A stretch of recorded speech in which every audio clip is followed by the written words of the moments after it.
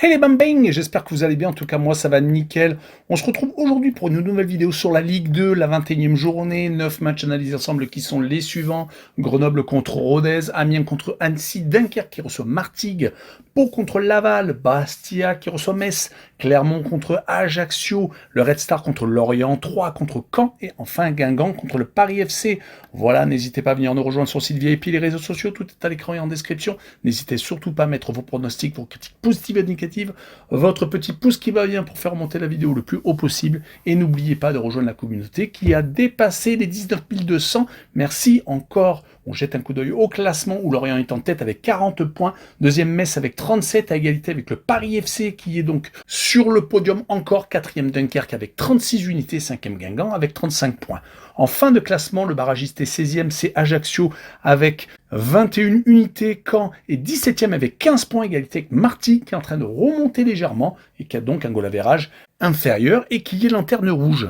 On attaque par Grenoble contre Rodez. Les Grenoblois sont 9e alors que les Ruthénois sont 13e, mais il n'y a que 4 points d'écart entre les deux équipes. Les Isérois viennent de perdre sèchement à Metz 3-0. Ils restaient pourtant sur 3 victoires consécutives, ce qui leur a permis donc de remonter au milieu de tableau car ils étaient en perdition à une époque, perdant beaucoup de matchs et se faisant éliminer par une équipe de nationale de Cannes en Coupe de France. Les victoires contre Bastia, Caen et Martigues ont fait énormément de bien. Malheureusement, ils ont rechuté.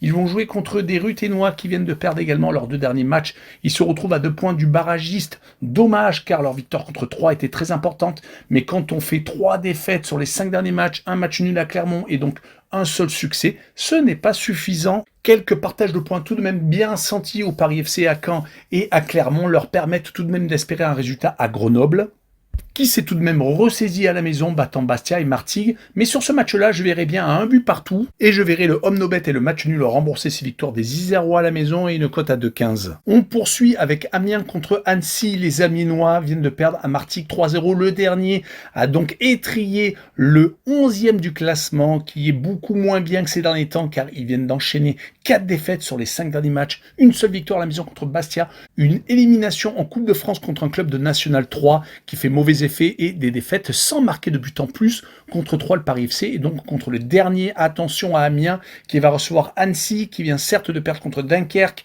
qui est descendu un petit peu dans le classement avec une 7e place mais ils sont tout de même à 4 points du podium.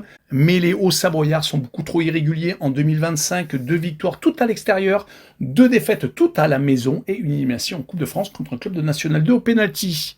Donc sur cette rencontre, je les verrai s'imposer 2-1 à Amiens et je verrai le draw au no bet et le pari remboursé si match nul avec une cote à 1,93. Le match suivant apparaît déséquilibré entre Dunkerque 4e et Martigues qui est 18e car les Martégots sont à égalité avec Caen. Ils sont en train de faire une belle remontée, 2 victoires sur les 4 derniers matchs contre le Paris FC, contre Amiens. Malheureusement, ils ont tout de même subi des défaites courtes contre Clermont et contre Grenoble, mais c'est quand même beaucoup mieux depuis la défaite en Coupe de France contre Bourgoin-Jallieu, une équipe de National 3 qui les avait humiliés 4-1. Il y a eu un changement d'entraîneur il n'y a pas si longtemps que ça. C'est peut-être en train de redevenir une équipe qui va essayer de se sauver car à un moment donné, on pensait qu'ils avaient oublié qu'ils pouvaient descendre en National. Ils sont à 6 points de l'équipe qui est pour l'instant la première non relégable, c'est-à-dire 3 qui est 15e. Du côté de Dunkerque, 2 victoires très importantes à l'extérieur en Coupe de France et également contre Annecy où ils viennent de s'imposer 2-0 où il n'est jamais évident de s'imposer. En tout cas en Ligue 2 actuellement c'est 2 victoires de nul et une défaite sur les 5 derniers matchs. Plutôt intéressant, ils ne sont qu'à 4 points du leader Lorient. Sur cette rencontre, je verrai les 4e du classement s'imposer 2-0 avec le plus de 1,5 but pour Dunkerque avec une cote à 1,53. On poursuit avec Pau contre Laval, le 8e qui reçoit le 6e. Les 2 formations ont tout de même 5 points d'écart, mais les Palois enchaînent les matchs sans défaite. 3 matchs nuls et 2 victoires sur les 5 derniers matchs, avec des victoires contre Ajaccio et le Red Star, des équipes qui sont dans la deuxième partie de tableau, et des matchs nuls contre des équipes bien cassées comme Metz, comme Dunkerque, et également en Corse à Bastia. Ils vont essayer de continuer contre Laval, mais les Lavallois sont 6e. Ils sont en train de reprendre un peu du poil de la bête. 2 victoires sur les 5 derniers matchs, toutes compétitions confondues, une élimination de justesse à Toulouse, une équipe de Ligue 1 en Coupe de France et 2 partages de points contre le Red Star et à Clermont. Donc c'est une équipe très accrocheuse, mais ça on le sait, ils n'ont plus perdu depuis 9 rencontres Mais le problème, c'est qu'ils ont tout de même fait 4 matchs nuls, ce qui les a freinés dans leur progression dans le classement et ils se retrouvent à 4 points du podium. Sur cette rencontre, je verrai un 0-0 avec la double chance N2 et une cote à 1,81. Le match suivant est Bastia contre Metz, le 10e qui accueille le second. Déjà 11 points d'écart entre les deux formations. Les Bastiais sont vraiment très irréguliers depuis 2025, ils n'ont gagné qu'une seule fois. C'était dans le derby corse 4-0 contre Ajaccio. Par contre, ils ont perdu 3 fois, dont une fois en Coupe de France contre Nice, équipe de Ligue 1.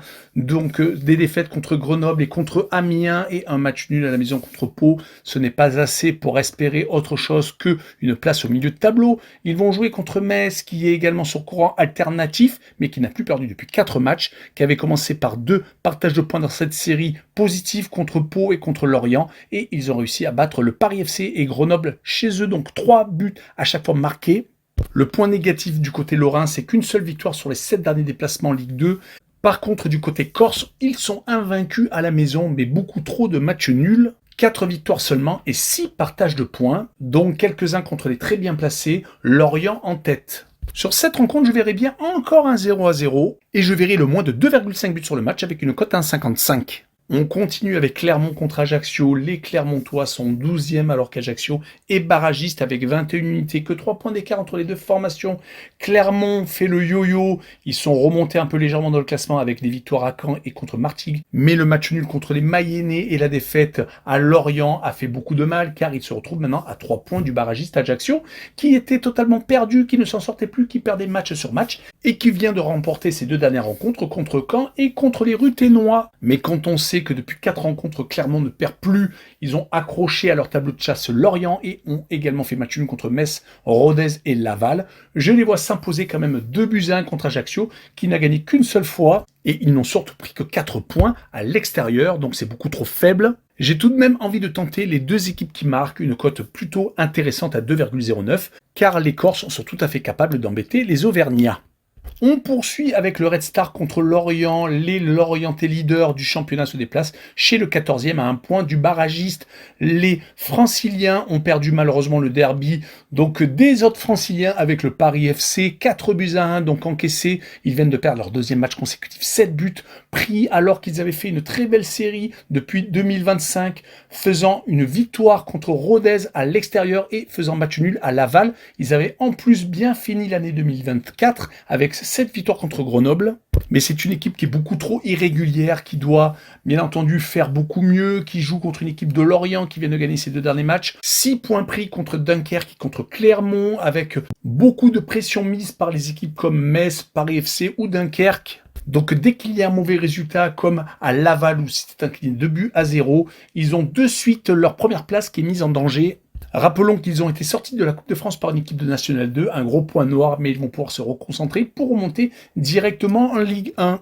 Sur cette rencontre, je verrai une victoire de Lorient 2-0, et je verrai la combinaison N2 et plus de 1,5 but sur le match avec une cote à 1,52. On poursuit avec 3 contre Caen. Les Troyens sont toujours en difficulté à égalité avec le barragiste, mais comme leur goal average est plutôt intéressant, moins 4 seulement pour une équipe qui est mal classée. Ils sont donc pour l'instant sauvés des eaux, mais ils viennent de perdre 2 fois consécutivement contre Annecy, contre Laval. Ils avaient pourtant réussi à éliminer Rennes en Coupe de France et avaient enchaîné quelques clean sheets qui leur avaient permis donc de ressortir la tête de l'eau. Mais sur les 3 derniers matchs de Ligue 2, c'est 3 défaites, donc attention. Mais ils vont jouer contre une équipe totalement en perdition qui est pour l'instant relégable. L'équipe qui a été achetée par la famille Mbappé perd match sur match. Si on prend les 5 derniers matchs de Ligue 2, c'est 5 défaites. Il faut même remonter à début novembre pour voir une trace d'une victoire de Caen, c'était contre Bastia depuis ces 8 matchs consécutifs, sans victoire, avec même 7 défaites et un seul petit partage de points.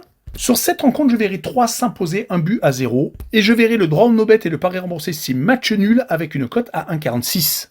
Et on finira par une rencontre de haut de tableau, le 3e qui se déplace chez le 5e. Il n'y a que 2 points d'écart entre les 2 équipes. Guingamp fait peut-être une des meilleures saisons depuis quelques temps. Ils veulent remonter en Ligue 1. Ils sont encore qualifiés en Coupe de France ayant gagné au pénalty Sochaux, membre de National. En tout cas, depuis 4 rencontres en Ligue 2, ils ont enchaîné 3 victoires consécutives et avaient également accroché Dunkerque, un but partout. Une des équipes en forme. Du côté du Paris FC, c'est vraiment assez irrégulier sur les 5 derniers matchs. entre le 14 décembre et maintenant. Ils ont enchaîné quand même 3 défaites contre Lorient, Martigues et contre Metz. Celle qui a fait le plus mal, c'était contre Martigues qui est dernier. Et 2 victoires contre Amiens, contre le Red Star. Des équipes qui sont en deuxième partie de tableau, ce qui n'est pas obligatoirement reluisant, surtout que c'est une équipe très ambitieuse et qui a comme projet de monter en Ligue 1. Ils sont pour l'instant qu'à 3 points de Lorient, donc rien n'est perdu. Mais à l'extérieur, ils gagnent beaucoup trop peu, une seule fois sur les 5 derniers déplacements, et c'était à Ajaccio. Du côté, par contre, de Guingamp, c'est but sur but, et surtout beaucoup de victoires sur les 5 derniers matchs, 4 exactement, un seul partage de points contre les 4e du classement, et surtout beaucoup de clean sheet, 4 sur 5. Sur cette rencontre, je verrai bien un 0-0 encore, et je verrai le homme no bet et le match nul remboursé, c'est victoire de Guingamp à la maison avec une cote à 1,98. Voilà, on en a fini avec cette vidéo sur la Ligue 2, n'hésitez pas à venir nous rejoindre. Ciao les bang bang!